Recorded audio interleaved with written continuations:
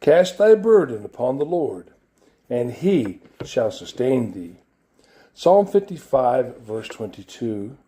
Care, even though exercised upon legitimate objects, if carried to excess, has in it the nature of sin. The precept to avoid anxious care is earnestly inculcated by our Savior again and again. It is reiterated by the apostles, and it is one which cannot be neglected without involving transgression. For the very essence of anxious care is the imagining that we are wiser than God, and the thrusting ourselves into his place to do for him that which he has undertaken to do for us. We attempt to think of that which we fancy he will forget. We remember to take upon ourselves our weary burden as if he were unable or unwilling to take it for us.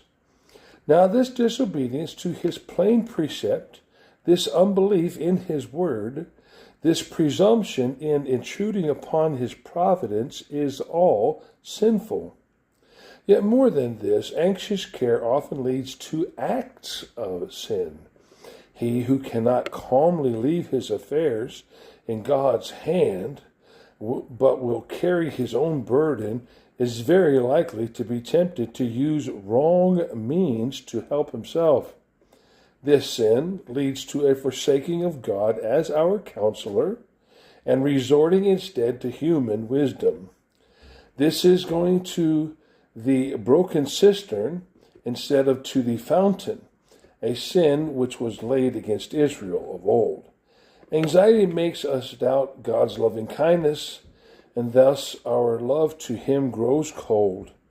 We feel mistrust and thus grieve the Spirit of God, so that our prayers become hindered, our consistent example marred, and our life one of self-seeking.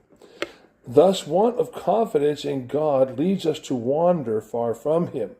But if through simple faith in his promise, we cast each burden as it comes upon him and are careful for nothing, because he undertakes to care for us, it will keep us close to him and strengthen us against much temptation.